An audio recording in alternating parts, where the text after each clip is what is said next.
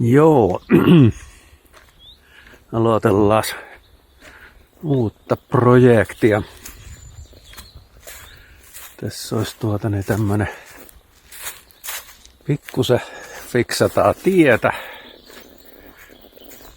Harvennetaan tuosta tämmönen kesäpaikka.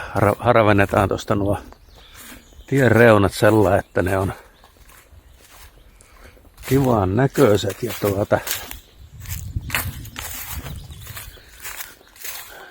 pikkuset tehdään noille salaville jotain mitä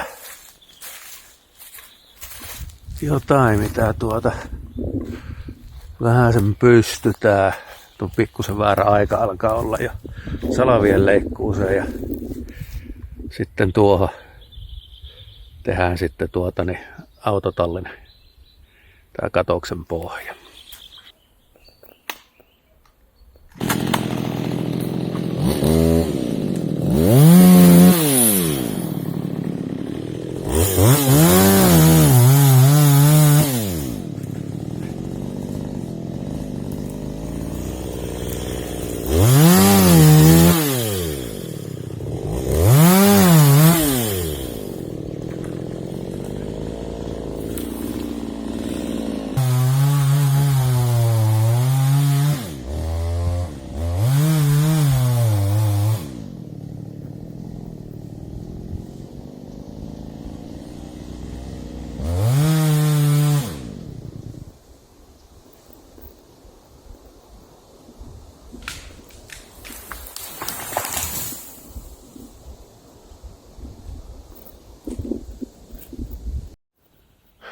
Siinä on sen näköinen avistyksi kauhistus ja silmät on aika hyvin täys hikeä, mutta nyt otetaan tuo meidän multifunctional Mercedes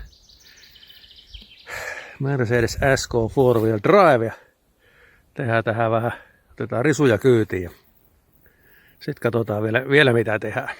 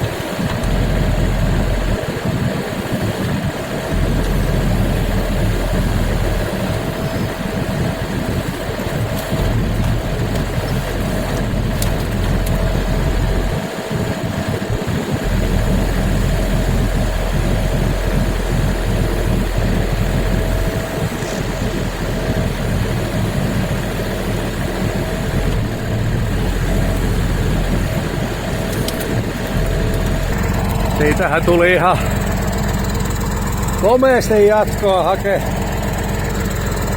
hakettua niin tää energiakasa päähän.